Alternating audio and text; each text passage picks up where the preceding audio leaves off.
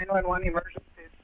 This is Merlin Jerzak calling from 29458 Kiwi Court in St. Joe. I'm right now next door to my neighbors, the Jerry Wetterling family. Some of their boys went down to Tom Thumb to pick up a movie, and on their way back, someone stopped them. We believe that they have one of the boys because one of the boys did not come back with them. On the evening of October 22nd, 1989, in St. Joseph, Minnesota, a masked man with a gun emerged from the bushes and ordered 3 boys, Jacob Wetterling, his 10-year-old brother Trevor, and their best friend Aaron Larson, also 11, to lay face down on the ground. He kidnapped Jacob and told the other boys to run away and not look back after asking each of them their ages. This was the last time Jacob was seen alive. What really happened to Jacob Wetterling? How long do you think it will take the authorities to solve this case? Hello everyone, and welcome back to Case Files Unlocked. Today's topic is a cold case from 1989. After 27 years, it was ultimately solved with the help of a mother-turned-amateur sleuth. But first, if you appreciate our video, please consider subscribing to the channel, since this helps and drives us to continue making interesting videos for you. Let's get into the case. Our case today takes us to St. Joseph, a small town in Stearns County, Minnesota, about 75 miles northwest of Minneapolis. With a population of just over 7,000 people, St. Joseph provides residents with a sparse suburban feel, and the majority of residents own their homes. St. Joseph is home to many young professionals and the College of St. Benedict. The Quarry Park and Nature Reserve is a lovely place to explore for individuals who enjoy the outdoors. In October 1989, however, a horrifying crime occurred in this seemingly lovely village. Before we get there, we need to start from the beginning. On February 17, 1978, Jacob Wetterling was born in Long Prairie, Minnesota, to Jerry and Patty Wetterling, who were pleased with the arrival of their first child. Jacob was the oldest of 4 siblings, including the younger brother, Trevor, and 2 younger sisters, Amy and Carmen. The family of 6 resided in St. Joseph, a little town in central Minnesota. They shared everything, and Jacob grew up in a home full of love and joy. Jacob was an active and outgoing young man who enjoyed sports, music, and animals. He was a member of various school sports teams, including basketball and baseball, and was recognized for his sense of humor and friendly demeanor. Jacob was a hardworking student who loved science, especially astronomy. His and his younger brother Trevor used to like riding their bikes, and their parents gave them free rein to do so. Like the majority of children of that generation, they enjoyed exploring the wide outdoors as well as the freedom they had while riding their bikes through town. Tragically, the horrible occurrence occurred when they least anticipated it. During one of those rides. The 22nd of October, 1989 was a quiet Sunday in St. Joseph, Minnesota. The Wetterlings spent the day at home because it was everyone's day off. In the evening, Jerry and Patty prepared for a dinner party in Clearwater, some 20 miles away, to which they had been invited. Jacob, being the oldest, was expected to care for his younger siblings, Trevor, Carmen, and Amy, while their parents were at the party. Patty wanted the kids to stay at home because she and her husband hadn't had a night out in a long time. They left at 9 p.m. Patty received a call from Jacob at the party, asking if he and Trevor might ride their bikes to the neighborhood Tom Thumb convenience shop to rent a movie. She replied no because it was already dark, and going would mean leaving their younger sisters at home alone with no supervision. The boys were disheartened, but they did not give up right away. They then called their father, Jerry, and asked him if they could go to the supermarket. They promised him that they would be cautious, wearing bright vests, and using spotlights on the route to the movie store, which was approximately a mile away. They also informed them that they had spoken with their neighbors, who consented to have their 14-year-old child babysit the girls while the 2 brothers rode their bikes to the store. Jerry agreed, and Jacob promptly called his buddy Aaron Larson, who met him and Trevor at their house, and the 3 of them started off on their bikes for the video store. They made it to the movie store without incident. They arrived and spent a few minutes searching the shelves for the movie they desired. They finally decided on the VHS picture, The Naked Gun, and rented it before getting back on their bikes and biking back home. The boys were moving slowly because it was dark and they needed their flashlights to see. After a few minutes of cycling, they were startled when a masked figure emerged from a driveway and obstructed their route. When he pointed a gun at them and commanded them to get off their bikes, their alarm turned to fear. He urged them to throw their motorcycles into a ditch alongside the road and to lie face down on the road. He then asked all three of them their ages. When he found out Trevor was the youngest, he instructed him to slowly rise and then go to a nearby forested area. He warned him that he would be shot if he made any noise or glanced back. Trevor, terrified, did what the stranger instructed. The masked man then turned to face the other two boys. He asked them both to raise their heads from the asphalt and gaze at him so he could see their faces. He seemed to focus on Jacob after a brief moment of thought. He then urged Aaron to get up and gently run away, threatening him in the same way he had Trevor just seconds before. Aaron, too, followed his directions, gently rising and looking over at his best friend Jacob. He then went towards the wooded area where Trevor had gone. This was the last time anyone saw Jacob alive besides the masked captor. Despite their understandable fear and trauma, Trevor and Aaron were both aware that Jacob was in far greater danger than they were. They returned to Jacob and Trevor's house in a hurry.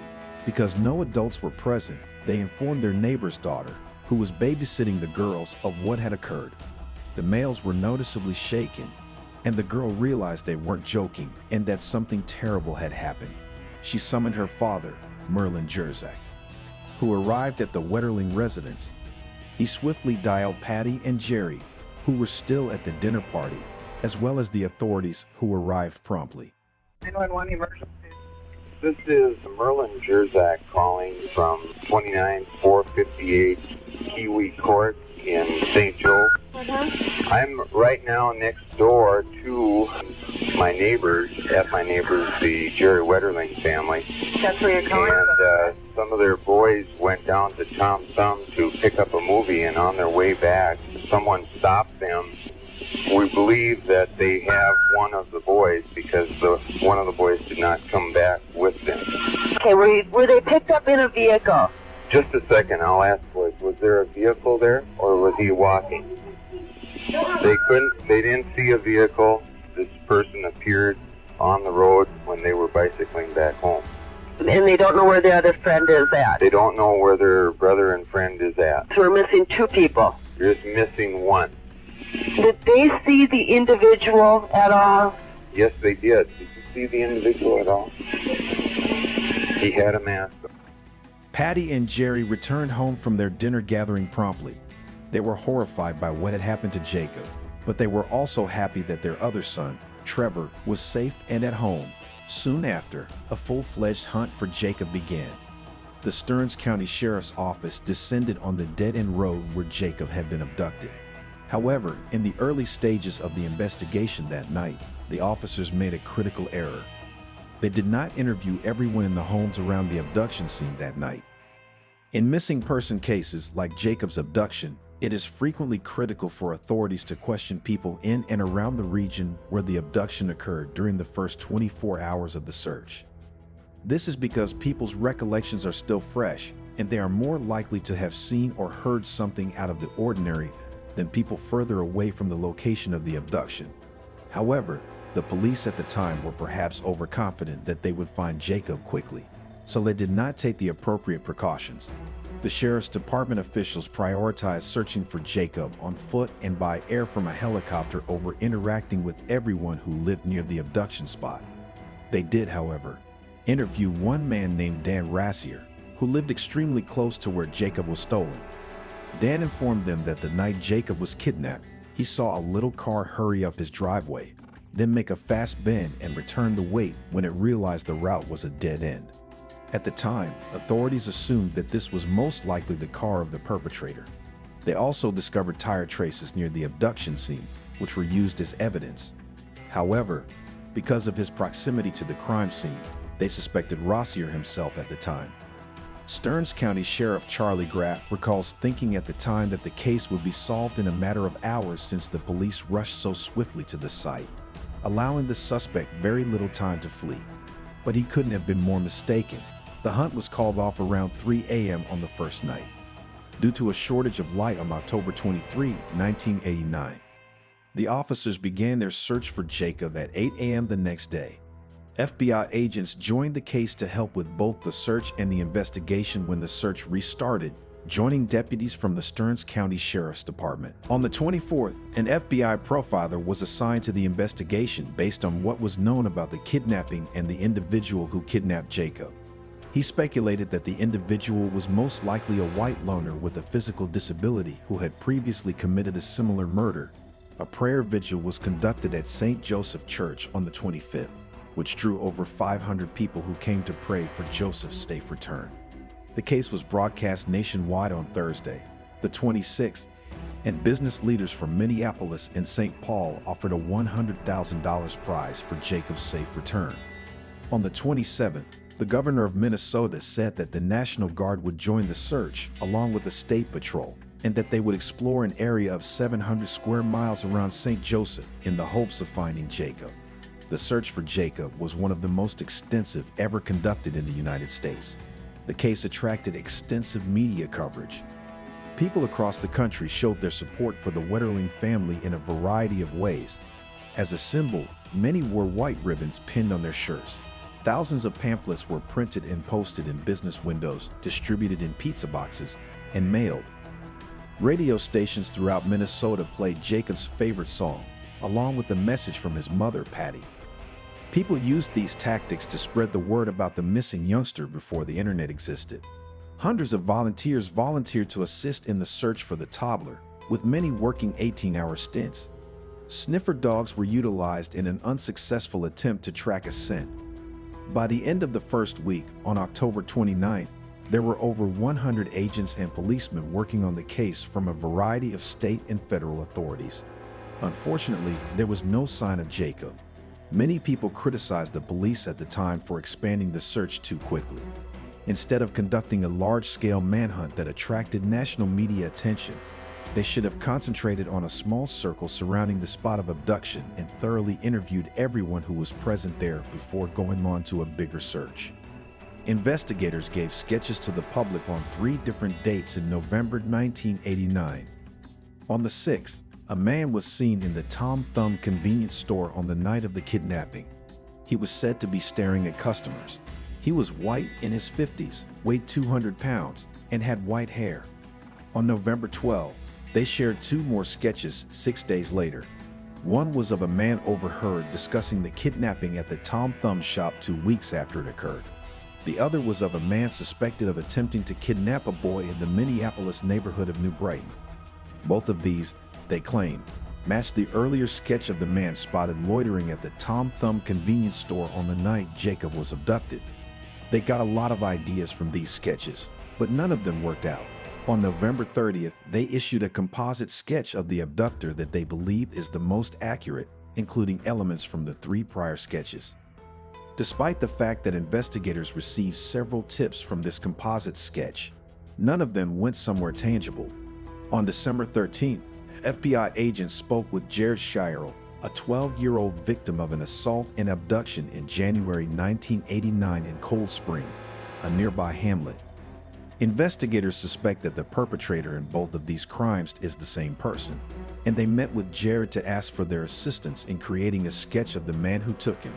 The sketch that Jared assisted them in creating was widely distributed, resulting in hundreds of additional tips and the addition of more investigators to the investigation.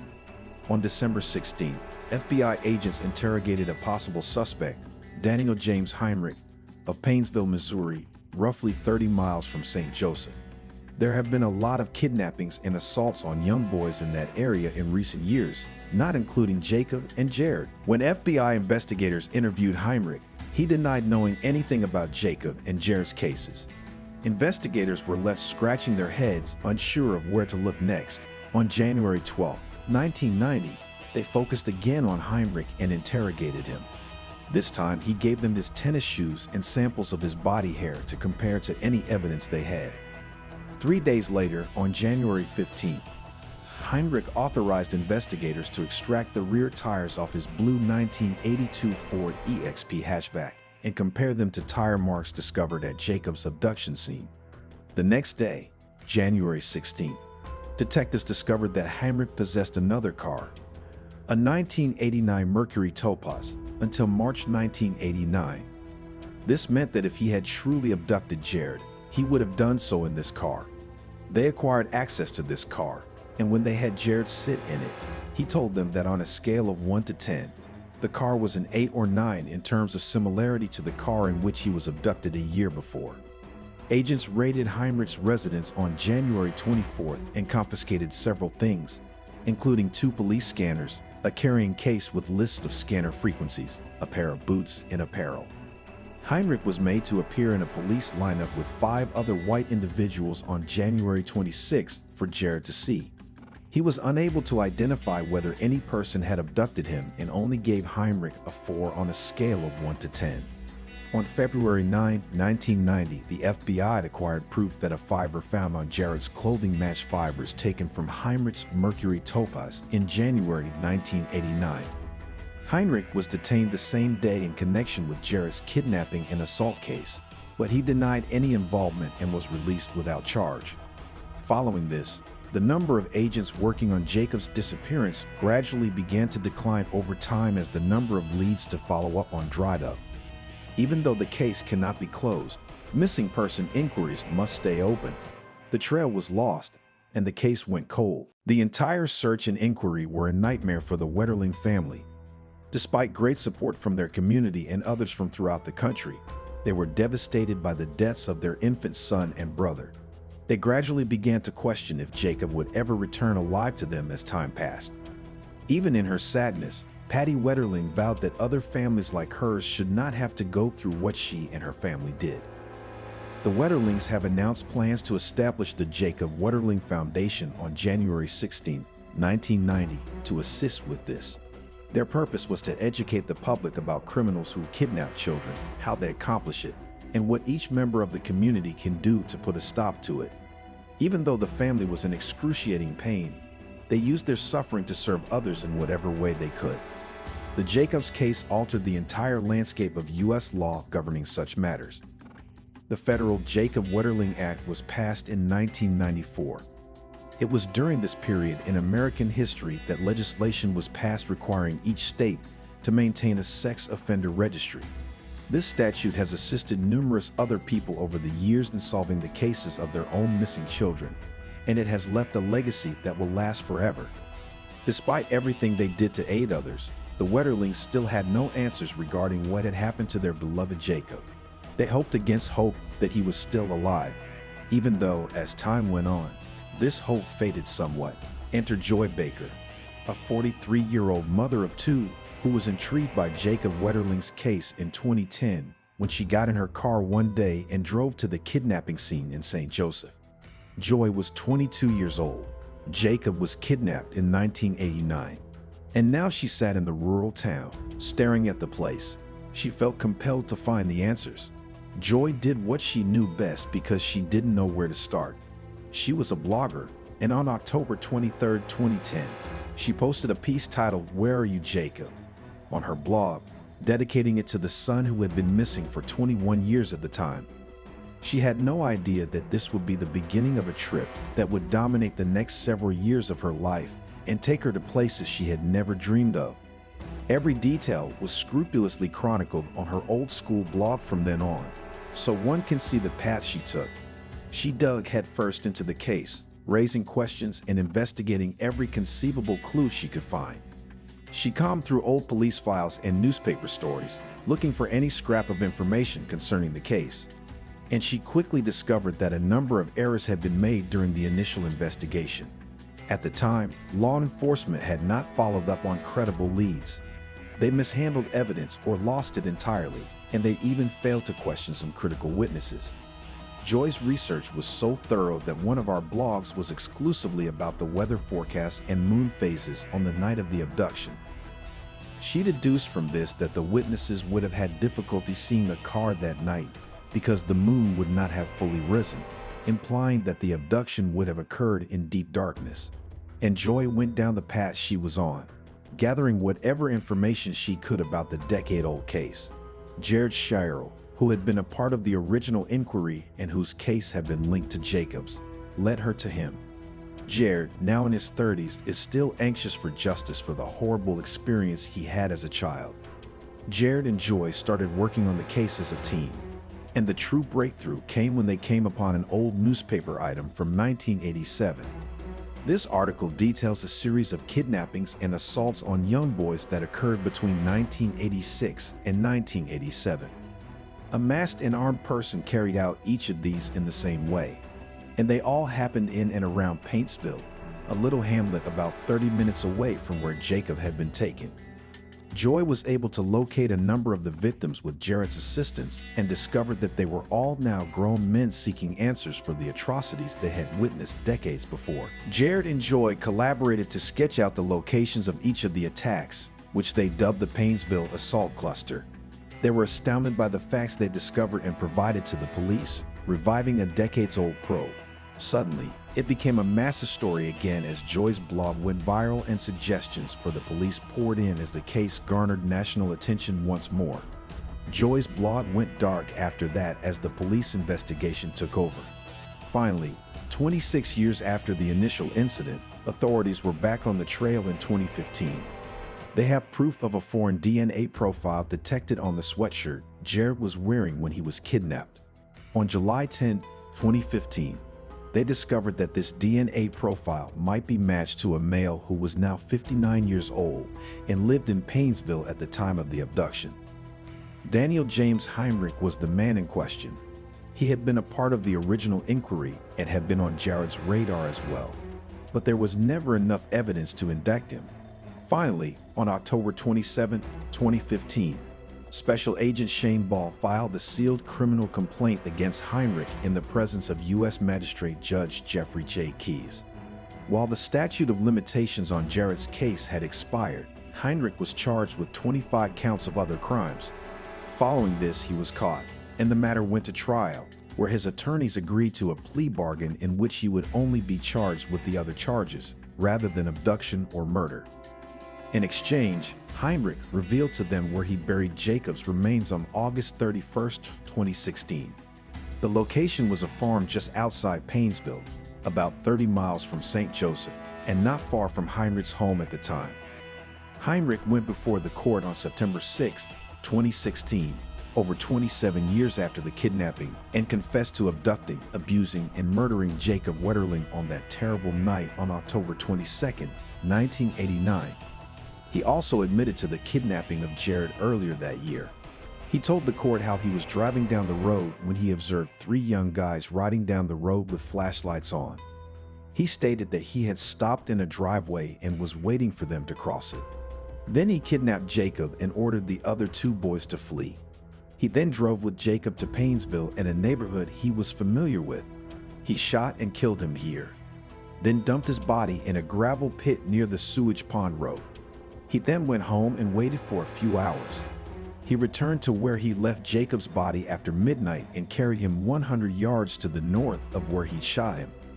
We spotted a bobcat, which is an excavating machine that he knew how to handle, because there was some building going on in the vicinity. This was used to dig a grave and bury Jacob's body. He went back to the tomb approximately a year later and noticed that it had been partially uncovered, with Jacob's red jacket visible at the time. This frightened him, so we dug up as many of his remains as we could and transported them across the highway to a rural property in Paintsville, where we reburied his remains. This was the exact location he pointed out to officials after being apprehended for his numerous offenses. Heinrich received a 20-year prison sentence for his actions. Heinrich was sent to Federal Medical Center Divens, a federal prison in Massachusetts, in January 2017 to begin his 20-year term. With the discovery of Jacob's body and Heinrich's confession, the decades-long inquiry in one of the most terrible crimes committed in the United States came to a close. Jacob's bones were restored to the Wetterling family once the case was completed, and they were able to give them a dignified burial at the St. John's Abbey Friends Cemetery in Collegeville, Stearns County, Minnesota. Joy Baker had made close friends with the Wetterling family while she worked to solve the case. She stated that she was not interested in the study for the sake of celebrity or credit, but rather as a mother attempting to assist another mother. Patty Wetterling and Joy Baker have become lifelong friends as a result of this terrible tragedy, and they even co-wrote a book about their experience called Dear Jacob, A Mother's Journey of Hope. Patty is now a well-known person for her work lobbying for children's protection and for her role in the passage of the Federal Wetterling Act, which altered the legal landscape in such cases in the United States. When Jacob's family received word that he had died, they were devastated. According to Patty Wetterling, knowing his last days, hours, and minutes is excruciatingly terrible. Our hearts are in pain. Jacob was alive for us until we found him, even though they now knew for certain that their beloved Jacob was no longer alive. His legacy continues on through the Jacob Wetterling Foundation and the Federal Wetterling Act, both of which bear his name. But horrible men like Heinrich will almost certainly never be removed. They will not be able to get away with their atrocities because of the Foundation and the AC. And so ends the tragic story of Jacob Wetterling, which was ultimately solved after 27 years thanks to the efforts of a mother who could not let the matter go without obtaining answers for herself. But what are your thoughts on this case? Do you believe Heinrich should have received a longer sentence? Let us know what you think in the comments section below. And if you liked the video, please like it and subscribe to the channel for more true crime videos. Thanks for watching till then, and remain careful out there.